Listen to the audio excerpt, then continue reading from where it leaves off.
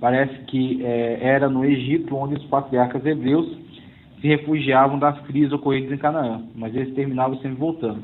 E aqui é um dado que ele dá, né? Realmente, depois que Abraão peregrina da Mesopotâmia para Canaã, o seu relacionamento mais estreito, né, o relacionamento mais estreito de Israel será com o Egito. De fato, sempre que Israel tem algum problema e busca algum auxílio, ele volta-se sempre para o Egito. Tá certo? O Egito é a nação vizinha, né? Então você coloca aqui, ó, a rota da Palestina para o Egito é muito mais rápida e muito mais comum. É um caminho natural aqui, da Palestina para o Egito. E a Palestina sempre esteve no raio de influência do Egito, tá? Somente quando Israel cresce e se fortalece como nação na época das monarquias, começando com Saul e alcançando seu ápice na monarquia de Salomão, somente nessa época que Israel terá total independência e o Egito será parceiro de Israel, tá? Mas fora essas épocas, o Egito sempre exerce alguma influência sobre Israel, tá certo? Então tem essa situação é retratada aqui. Veja, ele vai falar, ó, os patriarcas hebreus, a promessa. Ele vai falar de Abraão, é a promessa da terra. Inclusive, deixa eu ver aqui se eu encontro o mapa. Aqui, ó, esse mapa, esse pequeno mapa. Esse mapa aqui, claro, é só uma hipótese, né? Mas ele exemplifica, a partir daquele texto onde Deus fala com Abraão sobre a terra que ia lhe dar. Então, se a gente traçasse no mapa, né, respeitando aquelas medidas, né, aquelas coordenadas dadas por Deus, nós obteríamos esse mapa aí, que é bem diferente, né, do mapa atual de Israel, no qual está limitada essa região costeira aqui, né, entre o Jordão, o Mar Vermelho e o Mediterrâneo. Então, temos a extensão na qual vai do Rio do Egito. Esse Rio do Egito, né, está aqui, ele é localizado aqui nessa região, do Rio do Egito até, né, Foz aqui do Golfo Pérsico, né, onde ficava outros caldeus, margeando o Eufrates até o norte da Síria. Então teríamos esse território aqui, o qual seria dado por Deus a Israel e que, acredito, será dado por Deus a Israel. As palavras de Deus não caem por terra, mas será dado no milênio, quando o Cristo, né, o filho de Davi, cumprindo também outra promessa de Deus, no qual nunca faltará quem sente no trono, Cristo, o Senhor, sentará no trono e reinará 1000 anos, né, juntamente com a sua igreja, e Israel terá toda essa extensão territorial, tá, ok? Israel, então, terá toda essa extensão territorial. Então, essa aqui é conforme, respeitando aquelas coordenadas dadas por Deus. Aí ele fala aqui de Isaac e fala de Jacó. Então, falar de Isaac não há, assim, tanto contexto histórico, porque nós podemos observar de muito relevante em Isaac a fidelidade. Então Isaac teve problemas para sustentar essa fidelidade às promessas de Deus. Mas mesmo com os problemas que teve, ele pôde de fato ser fiel a Deus e permanecer na terra. Então foi muito perseguido, né, teve muitas dificuldades para obter água, mas foi pacífico, diferentemente de outros integrantes, né, de Israel. Você tem Esaú, né, que será filho de Isaac, que será uma pessoa aguerrida. Você tem dos filhos de Jacó, Levi, né, Levi e Ruben e Levi, são também duas pessoas muito violentas, mas Isaac tinha essa característica de ser pacífico, essa característica de ser conciliador, né, e de ser fiel. Então Isaac teve certamente muitos problemas, mas permaneceu fiel a Deus e ficou na terra. Jacó, aí já tem alguns desdobramentos um pouco mais complexos, né?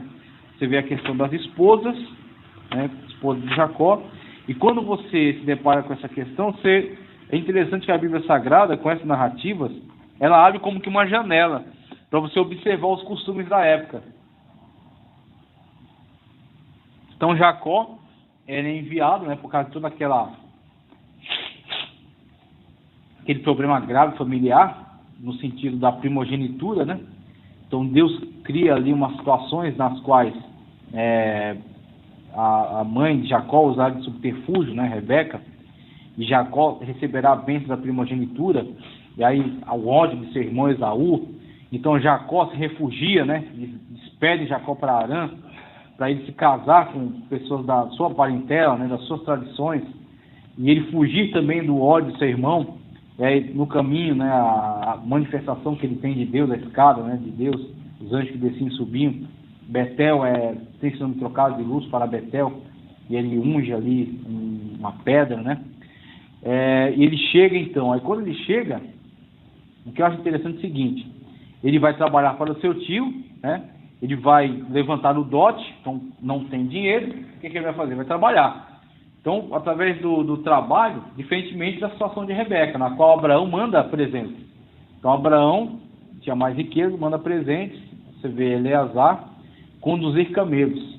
E essa questão dos camelos, biblicamente falando, ela se tornou um grande problema arqueológico, porque a arqueologia, ela batia no pé e dizia que os camelos vieram muito tempo depois desse contexto. Os camelos só foram domesticados muito tempo depois desse contexto, até que a arqueologia vai avançando, vai tendo outras descobertas, e aí nesse livro aqui, Atlas Histórico e Geográfico da Bíblia, de Paul Lawrence, ele aponta que existem muitas evidências na atualidade de que os camelos foram domesticados até antes de Abraão, até antes da época de Abraão. Então era perfeitamente normal que Abraão, de fato, por ser alguém rico, e isso mostra o poderio da sua riqueza, o equivalente a Abraão mandar Eliezer com todos aqueles camelos para buscar Rebeca, era como se uma pessoa mandasse buscar você de helicóptero em casa. Então, é nesse equivalente aí. Então, Abraão, de fato, está mostrando para a sua parentela que ele é alguém que é bem-sucedido, que se deu bem, que é abençoado por Deus. E aí ele manda Eliezer com esses camelos, né, quando vem Rebeca.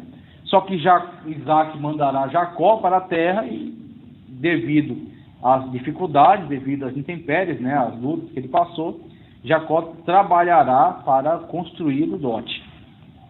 No que ele trabalha, ele recebe, né, ele constrói ali, consegue adquirir o dote para obter uma esposa. E aí entra aquilo que eu falei, a tradição familiar. Os banquetes, né, a questão o meio como se fazia os cerimoniais de casamento, e aí o esposo geralmente se concretizava ali o laço matrimonial, né, numa tenda à parte, mas durante os eventos festivos, e aí era dada a esposa, né, a ele, geralmente já era tarde da noite, o cara já estava, né, toda aquela festa, toda aquela bebida, toda aquela coisa, né, aquela empolgação. Foi dada a esposa Jacó só foi ver no outro dia que aquela não era a esposa que ele buscava. Não era Raquel e sim Lia. Quando ele vai reclamar ao pai, aí aparece a tradição familiar. Muito bem, você veio da sua terra para se casar aqui dentro da sua parentela, né, que está aqui na terra de Harã. Só que a gente tem nossas regras. E aí onde entra a questão, é como que um direito consuetudinário, é como um direito de costume. Então você vê, não havia um Estado impondo o que é lei, né, um código civil para todas as pessoas. Isso aqui é o código familiar, então Jacó vai no tribunal e reclama. Não tem, meu filho. O negócio aqui é como funciona nessa família, como funciona nesse clã, como funciona nessa tribo. Pronto, essa é a lei. Aí Jacó entrou na família ali para se casar, qual é o regramento ali, qual é a lei? E a lei que eles adotam, como ele mesmo, Labão alega, é a lei dos povos daquela região. Casa-se a mais velha primeiro. É uma questão muito prática. Se você casar as filhas mais novas, você vai ficar com uma filha mais velha nas suas costas pelo resto da vida, tendo que sustentá-la. Então você chegou para casar, tudo bem, você vai casar, mas você vai casar com a mais velha primeiro. A mais velha que casa, e aí ele tem que trabalhar mais 7 anos para ele esposa preferida. E aí, algumas coisas você entende daí depois, ó. Ele trabalha mais 7 anos, ele se submete a trabalhar mais 7 anos para casar com Raquel. E depois ele fica até mais um período quando ele consegue levantar um patrimônio maior, né? Quando ele se casa com Raquel, finalmente, Lia era quem dava mais filhos a ele. Então tinha Lia, tinha a concubina de Lia e tinha a concubina de Raquel. A situação, né, a situação da infertilidade de Raquel é tão grave que em algum momento ela chega a importunar Jacó com isso. Ela fala, dá-me filhos ou eu morro. Aí Jacó até fala, sou eu Deus, por acaso? É interessante como a gente vê alguns aspectos psicológicos, né, dos personagens. E aí Raquel, de fato, quando ela, né, depois da intervenção divina, Deus pela sua misericórdia, né, ele abre a madre, né, de Raquel, e Raquel de fato vai conceber. Quando Raquel lhe dá José, José nasce, já haviam outros filhos, já haviam Rubem, né, já haviam Levi, Judá, né, havia outros filhos. Quando nasce, enfim, José, ao meu ver, de acordo com aquilo que a Bíblia Sagrada nos mostra do comportamento de Jacó, na cabeça de Jacó, José é o seu primogênito. Jacó se comporta como sendo José o seu primogênito. Por quê? Porque José é o primeiro filho da mulher preferida. E, na verdade, isso tem, vamos dizer assim, tem uma razão de ser conforme essa mesma lei consuetudinária da época, essa lei dos costumes. De fato, havia a questão da primeira esposa, das demais esposas e das concubinas. Então, existia sim um costume na época no qual, se esta é a sua primeira esposa, mesmo que cronologicamente as outras mulheres deem filhos mais cedo, esta que é a primeira esposa tem prioridade sobre as demais. Então, uma vez que Jacó considera Raquel a sua esposa principal, mesmo Lia tendo sido dado antes, né? Ele considera Raquel sua esposa principal. O primeiro filho de Raquel é o seu primogênito, é o seu filho principal. Assim você vê a situação na qual, mesmo Rubem sendo mais velho, José é quem ganha a túnica talar. José é que ganha a túnica multicolorida, a túnica com mangas compridas. Alguém ganhava uma túnica de diversas cores, o que era difícil de se obter na época. E uma túnica com mangas compridas é porque ele não vai exercer trabalho braçal. Ele vai liderar os demais.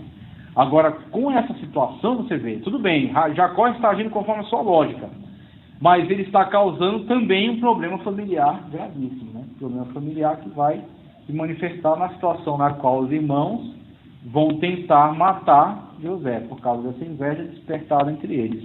Não somente em relação a isso, a preferência manifesta do pai, né, por esse filho, porque filho da esposa principal, né? E também a questão dos sonhos que Deus dá a José, também há a mão de Deus aí, né, direcionando tudo, para que José fosse de fato encaminhado ao Egito, e no Egito fosse engrandecido, e sendo engrandecido seria um grande livramento para a fome que havia sobre a terra. Quando José se torna vizir, né, vice-rei, na situação na qual o Egito, e aí não é texto bíblico, mas é um estudo arqueológico, um estudo histórico. O Egito, na época em que José é vendido, né, chega ao Egito, chega primeiro como escravo, depois vai subindo socialmente, é preso, mas depois é liberto, chega à corte de Faraó. Esse Faraó perante o qual José se apresenta, segundo, não a Bíblia, mas segundo os estudos, ele seria, na verdade, um faraó de origem estrangeira.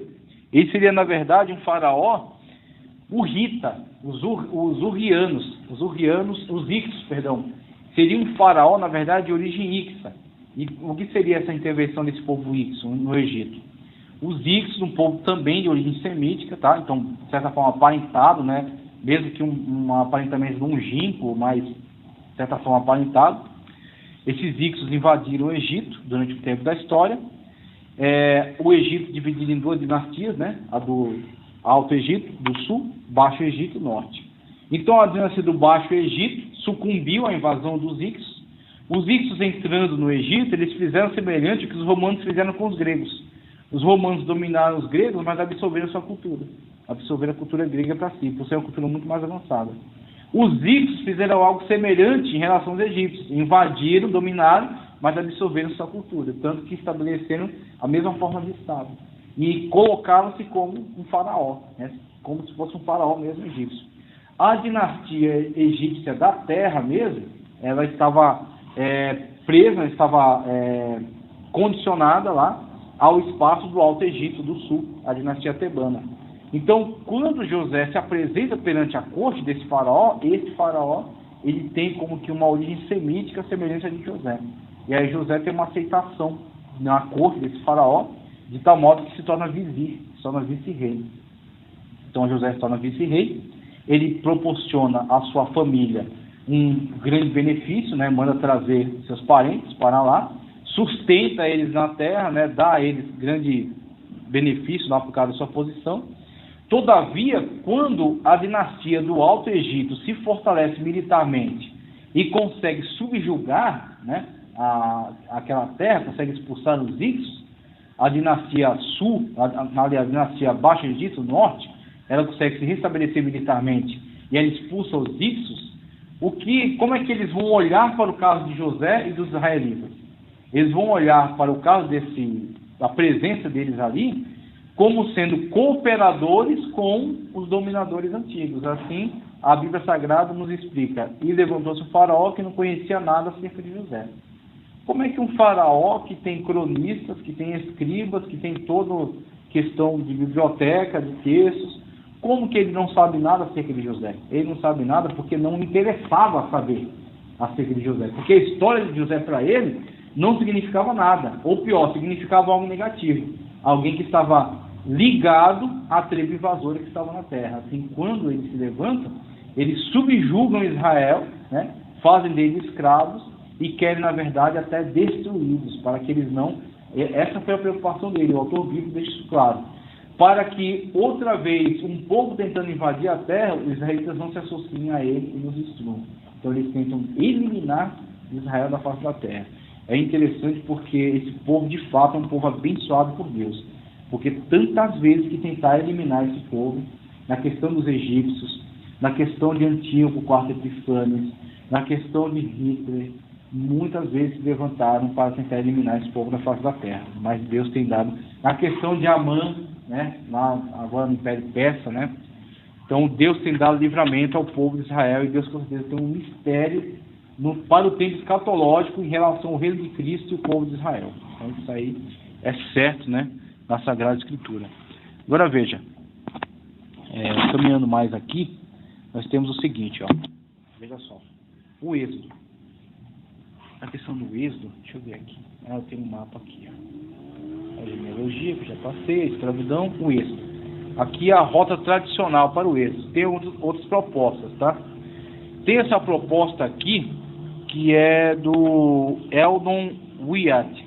Essa proposta do Eldon Wyatt, ela é bem diferente. Ele propõe que, na verdade, quando Moisés disse a Faraó: deixa levar o povo ao deserto para adorar, ele entende isso como sendo: Israel não precisou atravessar o Mar Vermelho aqui, logo na saída do Egito. Eles tomaram um caminho por terra mesmo, tá? Eles adentraram ao deserto, como Moisés havia dito, que ia ao deserto adorar. Adentraram ao deserto do Sinai, tá ok? Nesse deserto do Sinai, há perseguição. Então, o faraó está perseguindo Israel no deserto do Sinai. Deus está dando livramento. Chegando a esse outro braço aqui, ó, do Mar Vermelho, que vai dar aqui em Ezion-Geber, tá certo? Esse outro braço do Mar Vermelho, a travessia teria ocorrido, a travessia do mar, na abertura do mar, ela teria ocorrido do Sinai para a Península Arábica. A Península Arábica que está aqui. Então ele acredita que, na verdade, o Monte Sinai, né, que é mencionado, o Monte Horebe, que é mencionado, não é o monte que está ao sul da Península do Sinai, e sim aqui na Península Arábica. Então ele tem essa proposta, mas essa proposta ela é muito estranha, né? Ela é muito diferente. Assim, ela nunca foi levada muito a sério, tá? A proposta mais comum, tradicional, é a que a gente tem, de fato, observado sempre, que é a travessia do Mar Vermelho sendo dada aqui, né, perto de Piairote. A partir daqui é a peregrinação pelo Sinai, a revelação, a entrega da lei de Deus no Monte Horebe, ao sul da Península do Sinai.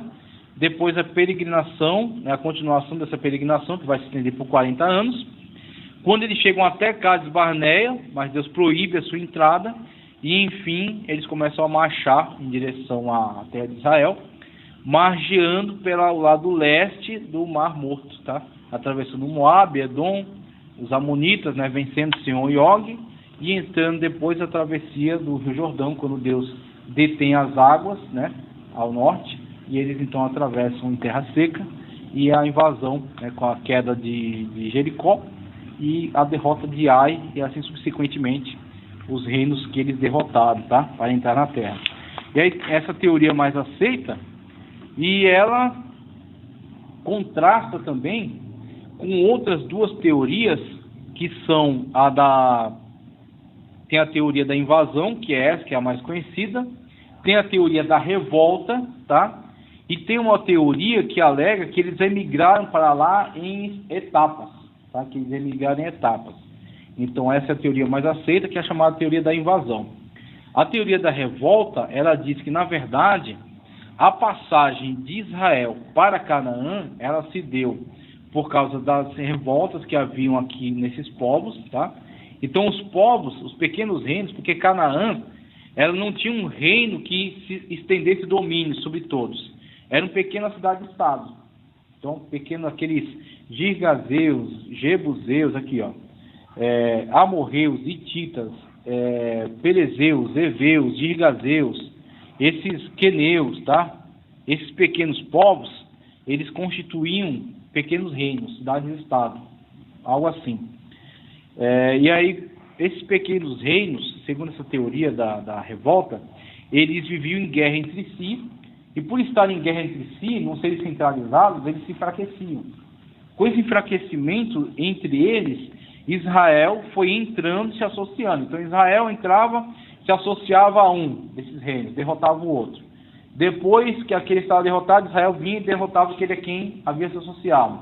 Daqui a pouco dominava um terceiro. E aí Israel foi periodicamente ganhando domínio na terra por meio dessas associações, né, e derrotas de outros reinos. Então isso aí é chamada teoria da revolta. Então isso aí teria se dado, né, paulatinamente. E outra teoria que é dada, que é a da imigração fracionada, ele diz que na verdade foram algumas tribos para lá, entraram, começaram a conviver lá com os povos da terra, depois vieram outras tribos, e aí nessa vinda, né, periódica para cá, é que foi se constituindo aí, preenchendo a terra e se constituindo o reino de Israel. Com essa teoria, você tem também a tese de que o Antigo Testamento não foi feito de uma vez. Então, eles enxergam pelo menos 4 tradições, que eles fracionam o Antigo Testamento em 4 tradições diferentes.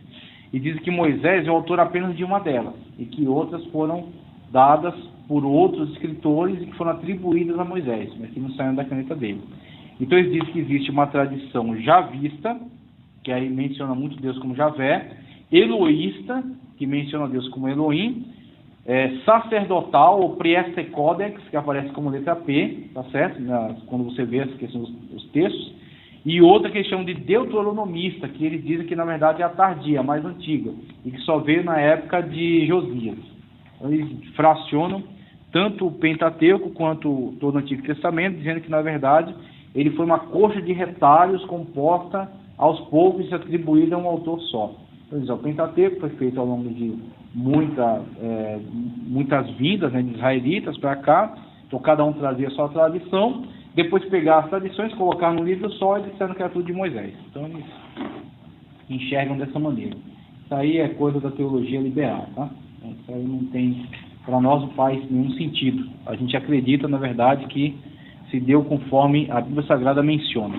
Eles, de fato, conquistaram a terra, invadiram a terra num bloco só, dominaram a região, não dominaram totalmente, mas se estabeleceram nela, e quando entraram na terra de Israel, já foram conduzindo as tradições textuais que foram legadas por Moisés ao longo desses 40 anos, tá certo? No qual esteve juntamente com os israelitas, tendo terminado Deuteronômio nas campinas de Moabe, tá certo? Perto já da sua morte. Então isso para nós é tranquilo, em relação aos 40 anos, para Moisés construir toda essa narrativa, inspirado pelo Espírito Santo de Deus.